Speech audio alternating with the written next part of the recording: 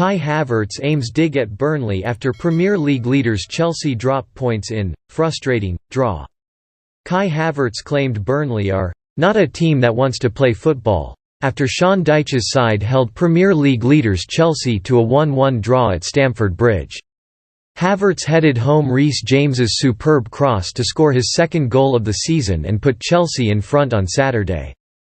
The Blues created a number of chances to put the game to bed, having 25 shots on Nick Pope's goal and 70% possession, but were made to pay for their wastefulness when Burnley's Jay Rodriguez equalised with 10 minutes remaining.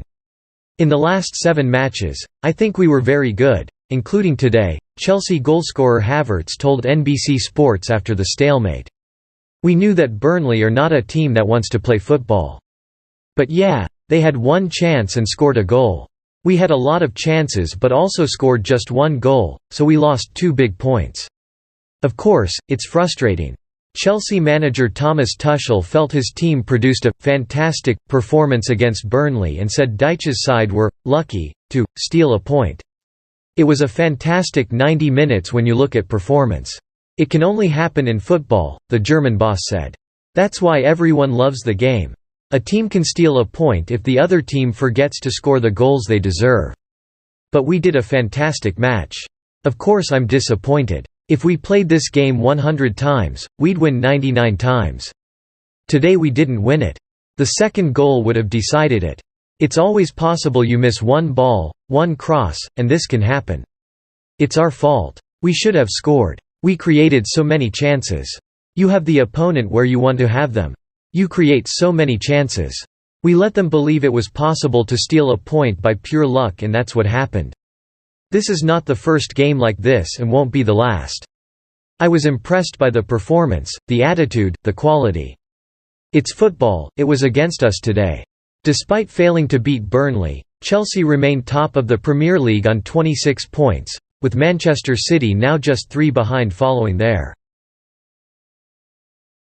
Thomas Tuchel assesses Ross Barkley's Burnley after Chelsea recall. Thomas Tuchel insists Ross Barkley had a «good match» against Burnley following his return to the Chelsea starting 11 despite missing a glorious chance in the second half. Barkley was one of 4 changes to the side that beat Malmo in midweek, starting in the front 3 alongside Kai Havertz and Callum Hudson-Odoi. The 27-year-old was bright in the capital on Saturday, but collectively, all of the side were wasteful in front of goal as countless chances weren't put away. Barkley had a brilliant chance moments before he went off in the 72nd minute, but he could only blaze his effort from 15 yards out into the top tier. Despite the miss, Tuchel refused to blame the midfielder and praised his overall performance against the Clarets. Yes, he was not the only one. Tuchel responded to the miss prior to his substitution. If you watched him in training you would see that he deserved to start. We changed the shape of the front 3 today and played with a number 10 position to get in behind the 2 number 6s of Burnley. It was the perfect position for Ross to start today. He waited a long time and he has made a huge impact in our matches when he came on from the bench. He had a good match. He had the match points on his left foot. When you see him in training, he is maybe even stronger on his left foot in this position. Of course, before that we had a huge chance with Callum Hudson-Odoi and Thiago Silva. I think if we score a second one then we would score a third and fourth one with no comeback possible. He is angry at himself, he created chances and we had chances in the first and second half, so no one points fingers at him. Chelsea and Liverpool join Real Madrid in race to sign Fulham ace Fabio Carvalho. Premier League rivals Chelsea and Liverpool have joined Real Madrid in the race to sign Fabio Carvalho from Fulham. Carvalho, 19, has scored 3 goals in 7 appearances for Fulham this season to help Marco Silva's side climb to second in the Championship as they look to secure an immediate return to the Premier League. The teenager is one of the most highly rated youngsters in England, having already made 6 appearances for England under-23s and receiving the EFL Young Player of the Month award for August. Real Madrid have been strongly linked with a move for Carvalho and are keen to take him to the Bernabeu, either in January or the end of the season. But Eurosport say Chelsea and Liverpool have both also expressed interest in signing the attacker. Carvalho will likely leave Craven Cottage next summer, and Premier League giants Chelsea and Liverpool, currently first and third in the league respectively, want to be kept in the loop over any developments.